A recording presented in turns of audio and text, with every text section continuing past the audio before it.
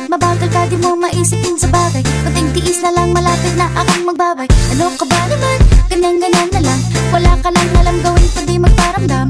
Hindi ko na alam, ano pa dapat ang iisipin ko o dapat pa na wag na lang. Tuwing gabi ka lang nagte-text, tumakin message ko ba lang?